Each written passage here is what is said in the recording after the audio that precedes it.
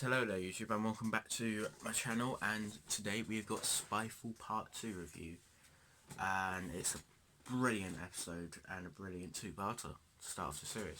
So let's get into the review.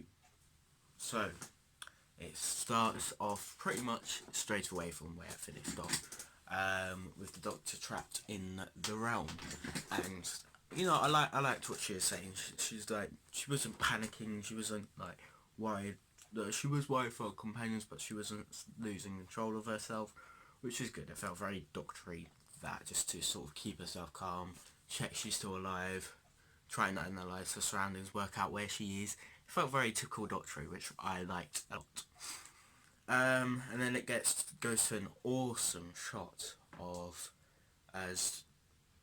the plane with the blown up cockpit, and oh, that shot was brilliant. The CGI in both these episodes has been fantastic.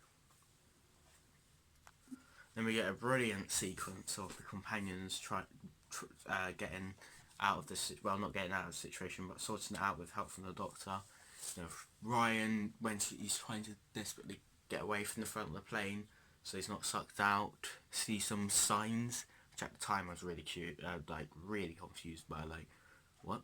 Why is, I thought at the time I kind of thought that was Daniel Barton putting them there, but of course later it was revealed it was the Doctor.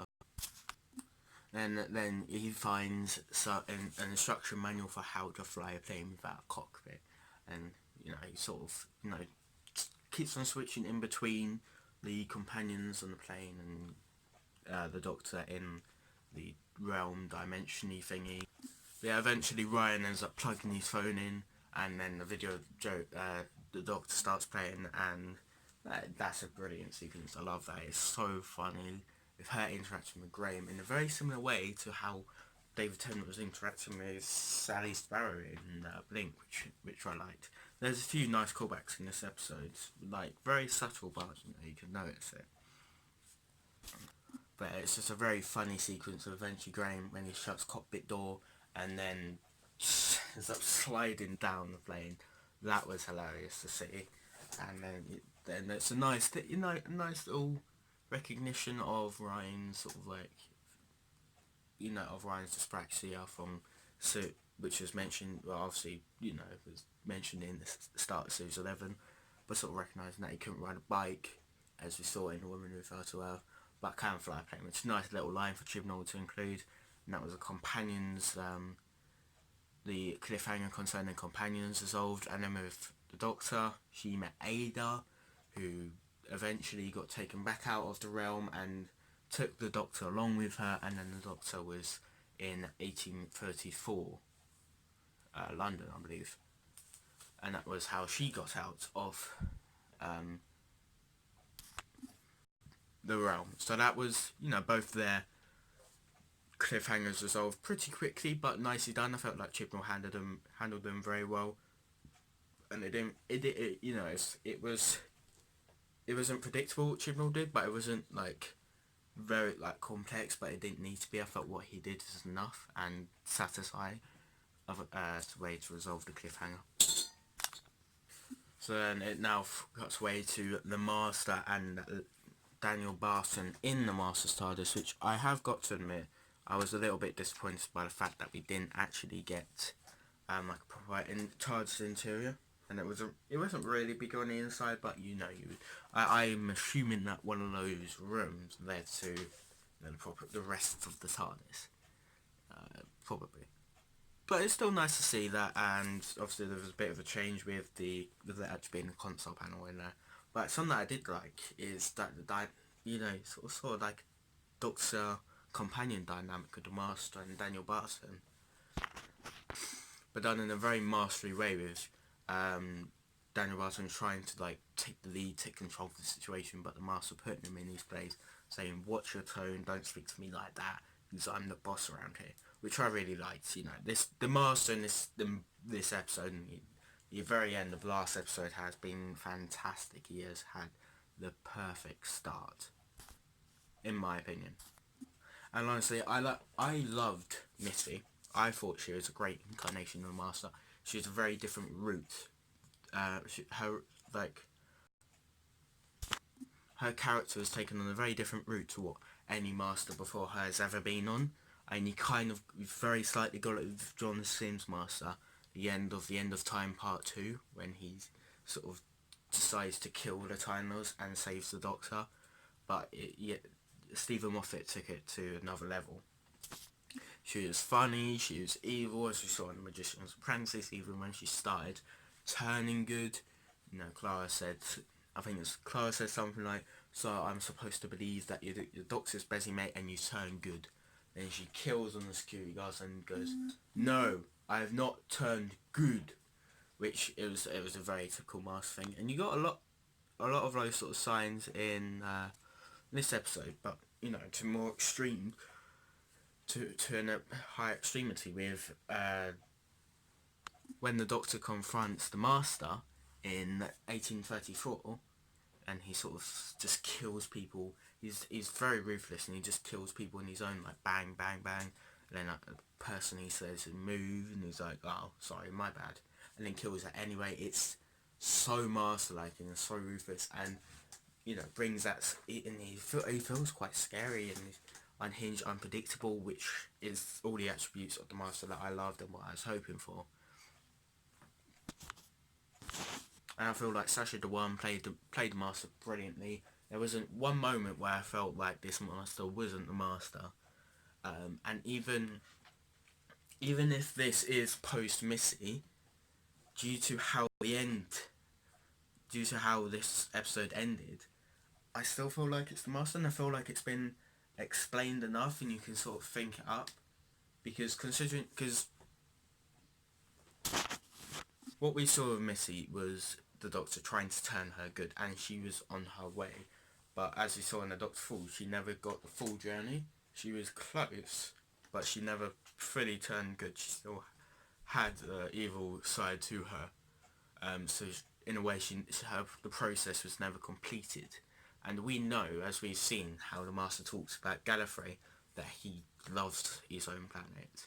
He doesn't really get on with many people there, but he loves it. I mean, in the confrontation in Series 3 between David Tennant and the Master, where they're on the phone to each other, he's speaking about Gallifrey, and you can hear the anger in his voice when the Doctor says it's gone. So, considering what he did to Gallifrey, it's no surprise that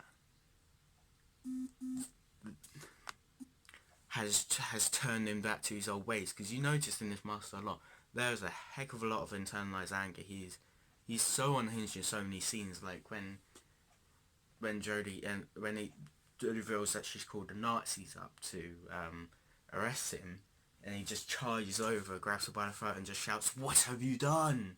And there's so many other scenes where you can see all that anger, and it makes sense, and it's believable that he's turned back to being evil from what he found out about Gallifrey, because he would have only have done that if it was so bad that it was just unbearable, and he felt like he had no choice but to kill them. And then because of that, any good that was built up in Series 10 has just been removed, not just forgotten about. It's just because the process wasn't completed, it's just been pushed away again. And the Master that we all know and love from the classic series on to John Sim is back because of that. And for me personally, that is a perfectly normal, perfectly acceptable reason for why the Master is evil again, and not showing any development that Missy's shown in, well, kind of from the start of Series 9 onto the end of Series 10. But that's how I personally feel on the situation. I mean, I could be wrong. He could just turn out to be before Missy or before John Sim, because, you know, some theories that, you know, some people thought that it might be even back to like during a classic era where his timeline is based, because he has the tissue compression eliminator, I believe it's called, which we haven't seen in modern Who. Before this, you would assume that he lost it somehow, because it hasn't actually been confirmed where he places in timeline of the Master. what I do feel about this master is that he does work perfectly with Jodie. Like, the scene they had with each other was so good and so captivating and so intense. Like the one in 1833, that was really good. It almost felt like a battle of who was winning the situation. We had the master first, like making the Doctor kneel and say his name, which is something that we sort of seen before in in Sound of the Drums, where the master says to the Doctor that he likes it when he uses his name. And then Jodie starts winning the conversation once she realises that he's not in control of the Khazarians, something like that, I believe. Khazarians. Yeah, thanks for that. I don't know, something like that. And then realises how uneasy an alliance he really has and how breakable that could be, which ends up being his ultimate downfall. And by the end of the episode, which I felt was well set up at the start of this episode, but not being at the end of the episode. So nicely done there from Chibnall. Something else that I did like from Chibnall is how he used the historical figures, because he didn't use like the Winston Churchills, Charles Dickens, Queen Victoria, Agatha Christie, the ones who pretty much everyone has heard of. Although it's nice to see them in the stories, you've heard of them already. You know why they're so famous in history. But with Ada and Noor Inayat Khan, I didn't know of them before. Most people I've watched reviews of this episode hasn't heard of them before. So it's nice to sort of learn about them and see how their relevance in history and what they did, because I didn't know about them. I mean, history's never been my strong point, but even so, it's good to learn about people that you haven't heard of before. And I think that that's something that Chibnall's really done to show since Series 11, which has really benefited, I mean, apart from Rosa Parks, every historical episode we've had so far is not really something that's really too well known. But the Rosa Parks episode, brilliant. And, obviously Demons in Punjab, I didn't know India and Pakistan wasn't just a thing. I didn't realise it was created in the way it did, or anything that happened. The Witchfinders, I knew they were witch trials, but it just showed in a lot more detail. I'm not sure if the or whatever the place is, I'm not where it was set. I'm not sure if that was actually real and was removed from history by King James or something. But still, was a good episode to see. And of course with this we had Noor Inayat Khan and Ada.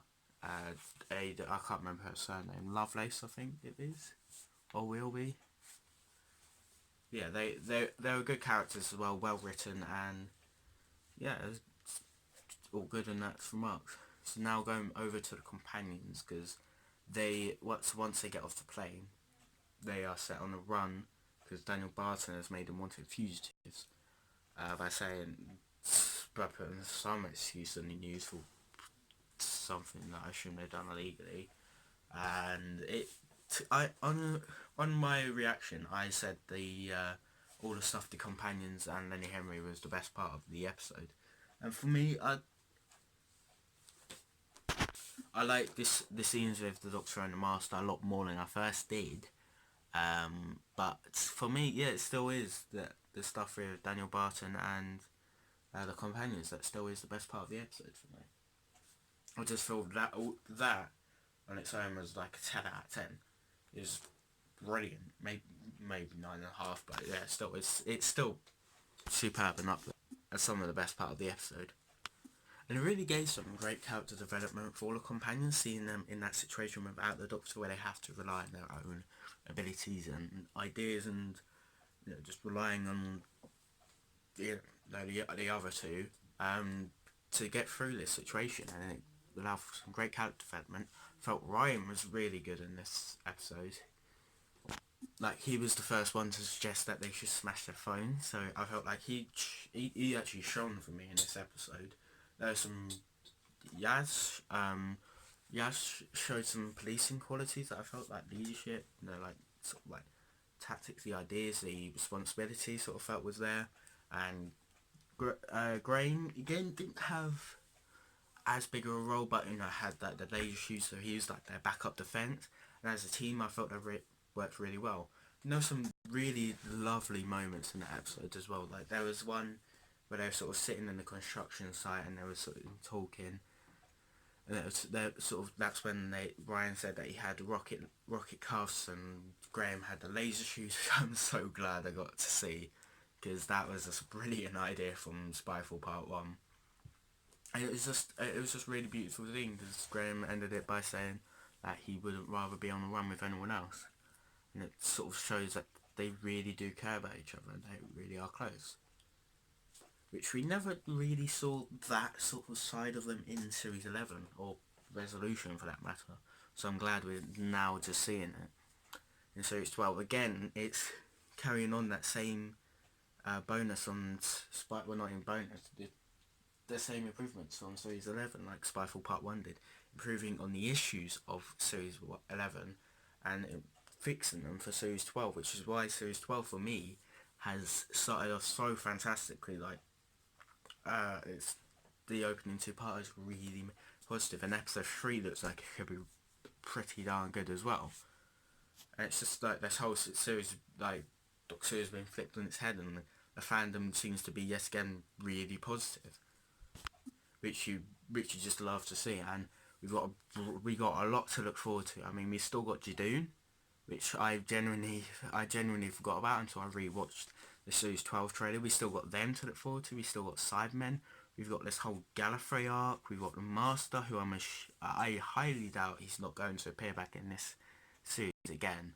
There's still and there's still so much to look forward to. There's a couple of villains I'm really looking forward to seeing, like the monster in episode 3. I'm really looking forward to see, because it's been bigged up as a really scary monster and quite a scary episode. You haven't really got like proper scene like an episode like that. So, I mean, for me, Well Enough for Time kind of took that route, but I didn't really focus on being scary. Just had a lot of really eerie and disturbing scenes. But for me, the last time I did something like that was Listen, back in 2014, which is just over 5 years ago now. And then those big spider scorpion creatures, which I'm assuming is going to be in the same episode as Queen Skithra. That's still got to be looked forward to. And the bat episode is still on its way, and that looks like it could be really interesting. It's just there's just so much to look forward to in this series. It's just Chibnall's done a really good job and improving from Series 11, and so far he's doing what he said he's doing by taking this series up a level from Series 11, because he's not only done that, he's made it look like a masterpiece it's a masterpiece of the start compared to Series 11. Okay, so now going back to the episode, I'm going to talk about one of very few negatives of this episode. It's something that I did mention in my preview, is that I was a bit worried with the Master being revealed, that Daniel Barton and the Gazavians will be overshadowed by him. And for Daniel Barton, it didn't really work that way, because there were two separate plots. There was Companions and Daniel Barton, and then there was the Master and Dr. Ada and Noor in Yakan. So for me, Daniel Barton was brilliant in this episode. He really surprised me. Had some really good scenes. He felt really threatening throughout the episode as well, and properly felt evil and untrusting. In the scene where he, sort of brought his own mother into this weird warehousey place, and then killed her, and then you just had that shot of him where a smile formed on his face. And then way later on in the episode, when it's revealed what his plan is, it's actually quite a scary plan, mate. The way he sort of words it and puts it, and then obviously tries to kill pretty much most of the entirety of the human race.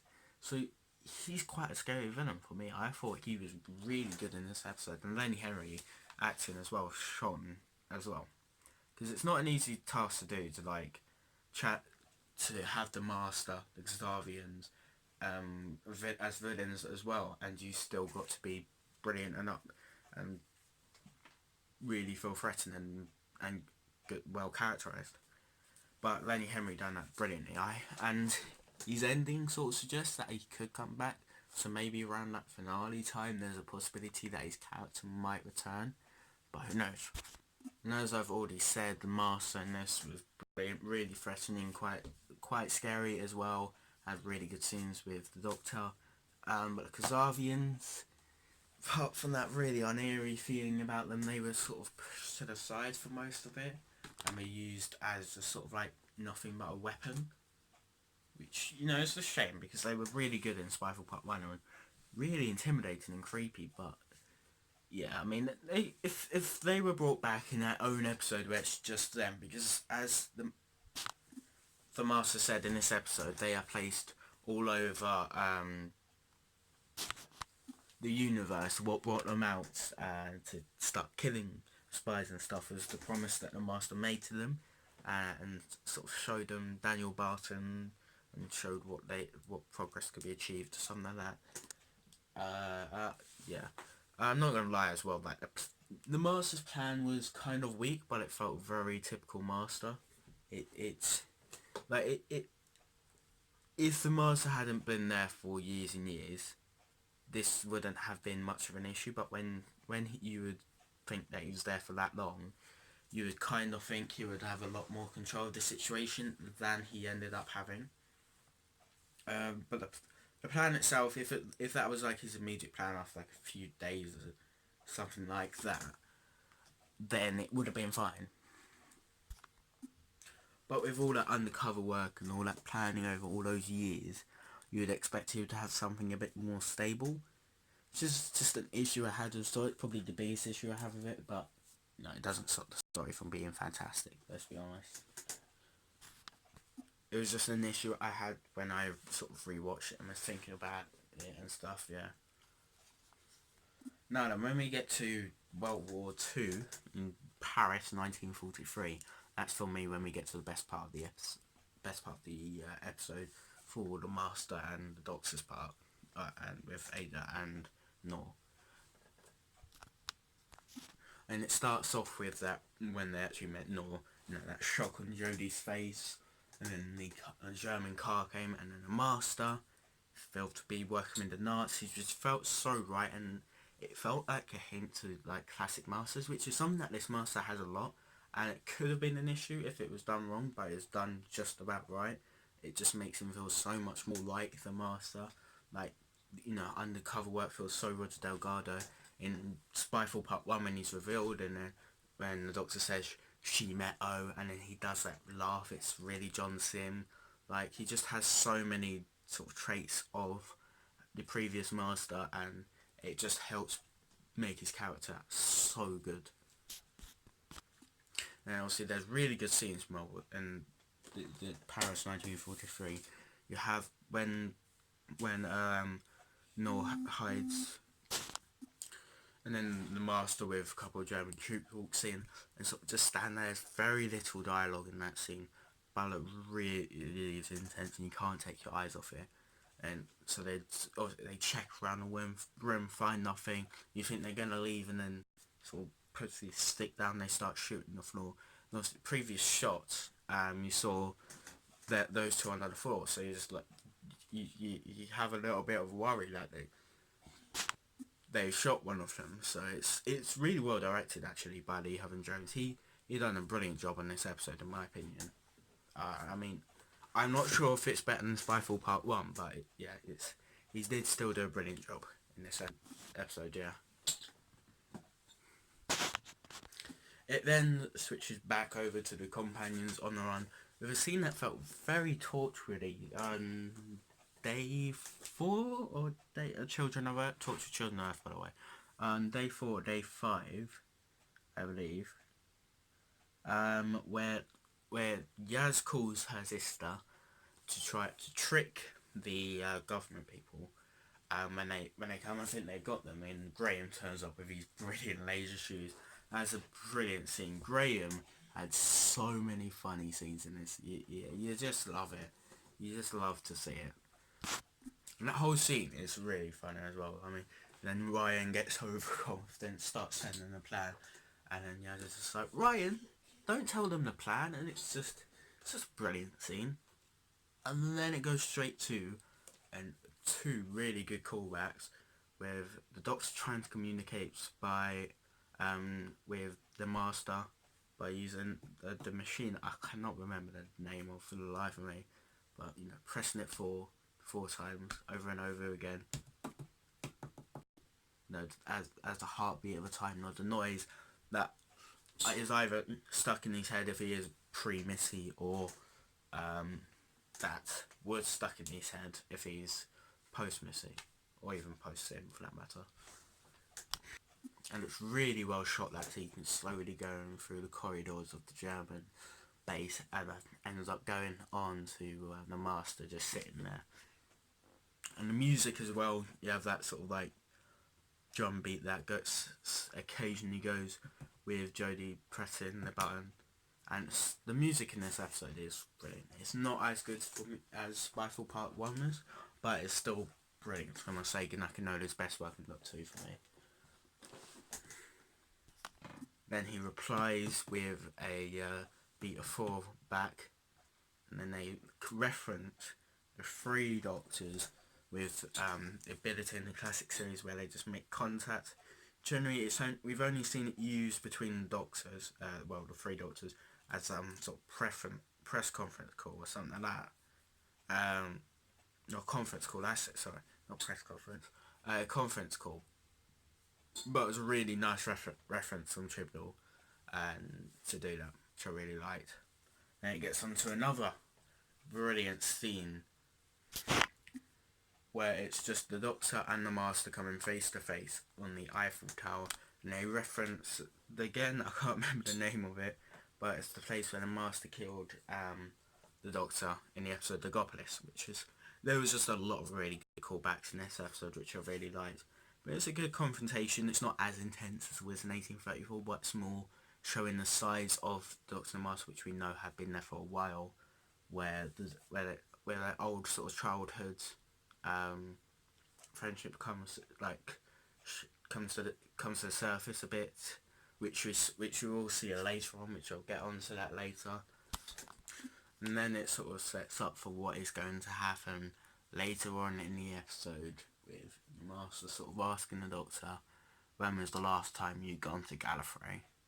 And at that time, I think most people probably assumed that was just a mention to Gallifrey, and you weren't actually going to go there.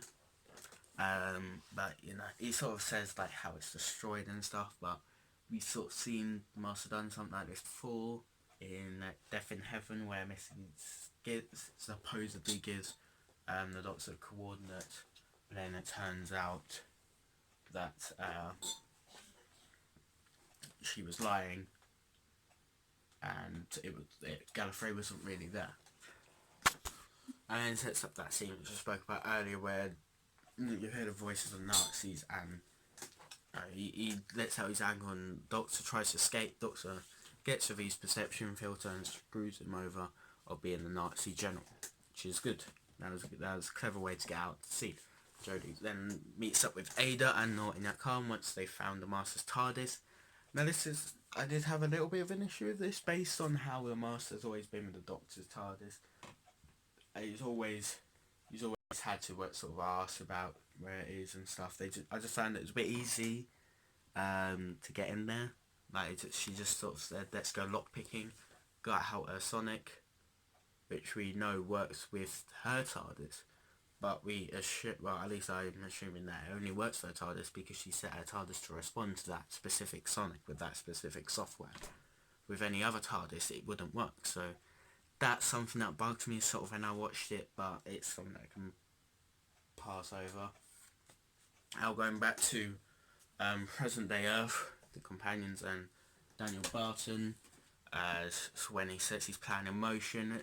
This is what I was speaking about earlier, with improvements from Series 11 from Chris Chibnall, from the episode The Battle of Ranscott of Colossus, something like that, and when Tim Shaw tries to destroy Earth, he don't show any of it, which I touched upon this in Spyfall Part 1 review. But again, improved on it, because when Daniel Barton sort of begins taking, like, rewriting people's DNA. He shows, like, the people in the press conference room, and he also shows Yaz's family, making it personal to us as the audience. That is one of the companions' family in danger and potentially about to die, as we saw her sister, her father, and her mother all there. And it was a quite a simple improvement to do, but again, it makes a big difference. Seeing that there, instead of what it was like in the Battle of Ranskot of Kolos, where we didn't see anything, we just saw the planet covered in this laser beamy thing. And then it sort of stopped, and we're all like, oh my god, how's that just happened?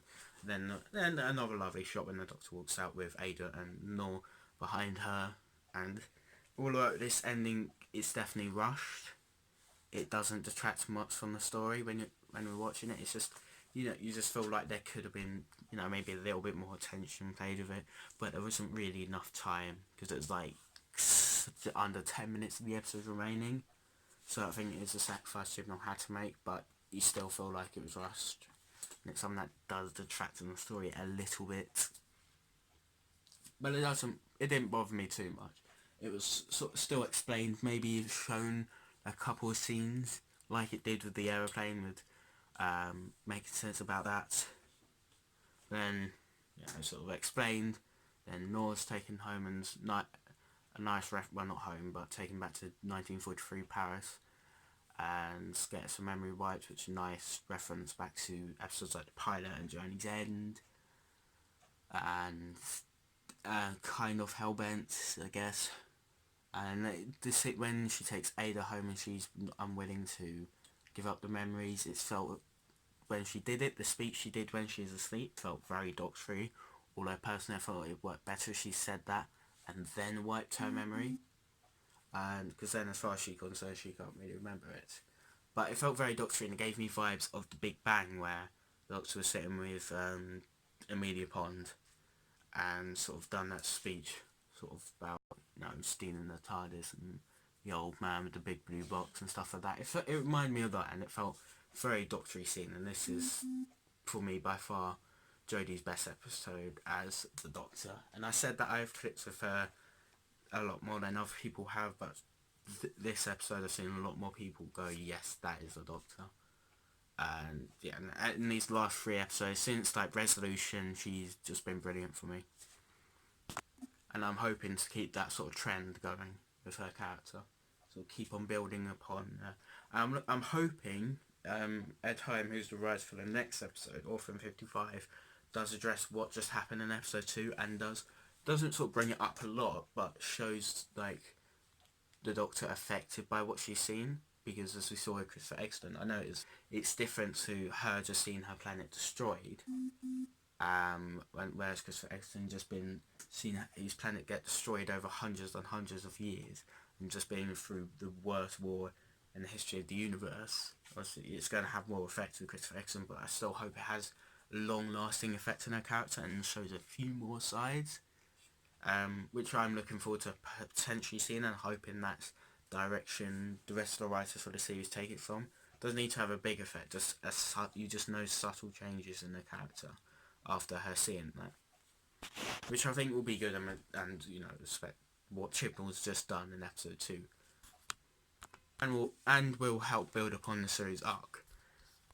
So now then, let's talk about the elephant in the room. I've been trying to brush over it for this review, but yeah, let's talk about the ending.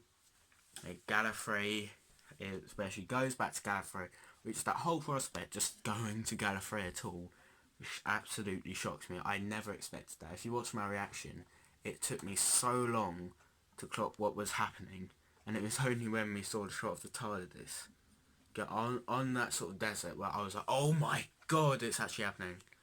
Because I had zero expectations to ever go back to Gallifrey. And then it's revealed that Gallifrey is destroyed, it's burnt to ashes. Everything the Master said is true, and Gallifrey is yet again destroyed. Like, kaput. Nothing. No one left, supposedly. Although, as we've seen in previous Doctor episodes, there's a lot of people who live outside the Citadel. So I reckon there's probably a couple people still remaining. she'll pop up later down the line. But, you know, we'll just have to wait and see. But as far as we know for the moment, Gallifrey has been destroyed. Which is absolutely shocking. And when it zooms in on Doctor's face, it's just so heartbreaking because you can just... We've been through this character for like 56 years. Well, not literally, but we've seen some people have seen 56 years worth of Doctor Who and audio, so we felt that sort of pain with her through her character, and it was just like quite heartbreaking to see Gallifrey destroyed like that, because we never really saw it in the RTD era with the Time War. We just saw a couple of shots in the End of Time Part 2 with Gallifrey destroyed the Dalek ships, but of course we knew that there were still people alive, but we never seen anything like that before. And that was really shocking and emotional to see. And then it goes to that shot with Jodie in the TARDIS. The TARDIS was like cold and blue and upset, which felt right. And then it's, you know, the Master's hologram pops up, and it's revealed that he was the one who'd done it. He was the one who killed the Time Lords because of what he found out. And as I said, it's got to be something huge, because we've learned in previous episodes the Master does love his planet. He hated the fact that it got destroyed in the Time War, and that did upset him. So for him to do that, for him to commit genocide on the Time Lords and Planetary's genocide in Gallifrey, it's got to be something huge, which really excites me to find out what it is. And it's revealed that it's the thing set up in the Ghost Monument, which I think pretty much everyone came to terms with the fact that was just a throwaway line, just a name for the Doctor, like the oncoming storm is. But it's actually a setup for whatever the thing that the Master found out about. She is the Timeless Child. What could the Timeless Child be? And I still haven't really got a theory of it. It sort of said that it was sort of built upon from the founding fathers of Gallifrey, which are three. The other, who's never really been touched upon. You got Omega, who I think, if any of these are going to come back, it'll probably be Omega, which really excites me because I love Omega. I hate the Arc of Infinity because I felt like it absolutely wrecks his character, but I love Omega. He's one of my favourite villains of Doctor Who of all time. With like the Sutex and stuff like that. And then it's Rassilon, and for me, Rassilon's character has still got a massive dent in it due to what Hellbent did to him. But as of yet, I don't have any theories on what it is, but I'm just really looking forward to finding out. And it could even go along to Series 13, you don't really know, but whatever it is, it's going to be big. And if Chibnall gets it right, it's going to be the biggest thing to ever happen in New Who for me personally. If he gets it wrong, then it's going to go down about as well as the hybrid. But the thing is, this is bigger than the hybrid was. So yeah, it could either go so phenomenally well, or it could go so badly wrong. We gotta hope it's gonna go so phenomenally well, because it would be great if we could have another phenomenal series with a great series arc in it. And it will pretty much undo all the damages that Series 11 done for me. Which I don't have as much of an issue with Series 11. I don't think it was a good series, but I don't have as much of an issue with it as some people do. Like for some people, it sort of ruined their Doctor Who. I don't have as much of an issue as that with it, but it still wasn't a very good series and did have a lot of issues. And of course, after Chibnall wrote some of the worst episodes of that series, a lot of people were questioning his ability as a showrunner. And if he's already started off with 2 great episodes and he's writing the final 2 episodes, if he can get that right, and you know, he's pretty much just told everyone, I've got this, you don't need to worry, which would be great to see. So after that shocking scene, we go to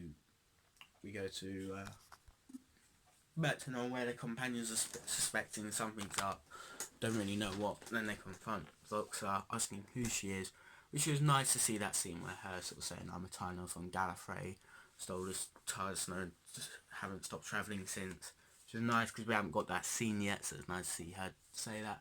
It's a very doctory scene to get, so, you know, it helps people click with her more.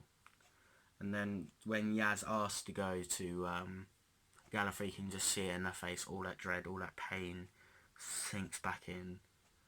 She has to put on a really forced smile and just says another time, and she walks up those stairs. You just see that pain in her face and that anger there, which is, you know, that's the sort of thing that's exciting me. That list will go on for the rest of the series. But anyways, yeah. So that was Spyfall Part 1, and a heck of a long review, which I expected because I had a lot to talk about in this. And, well, there is a lot to talk about in this episode. It was a fantastic episode, and it had a couple of issues, but they were quite minor issues in the grand scale of things. Had a lot of brilliant moments, had great character development. Daniel Barton was really good. The Master was fantastic, showing size of previous Masters, but not too much. Still felt original. Sacha Dhawan's acting was superb. And overall, I give Spyfall Part 2 a 9 out of 10. So overall, that means Spyfall is a 9 out of 10. A fantastic opener, and probably one of the best premieres we've had. The only one that beats it for me is The Impossible Astronaut and Day of the Moon, which is only just, it's very minor, that. But yeah, so thank you for watching this megally long review. Tomorrow will be the preview for Orphan 55. And so please do stick around if you want to see that. Please do comment what your opinion of this episode is and what your theories are of the Timeless Child. Please leave a like if you enjoyed the video, and if you want to see more of my content, do subscribe. But until then, I shall see you in the next video. Goodbye.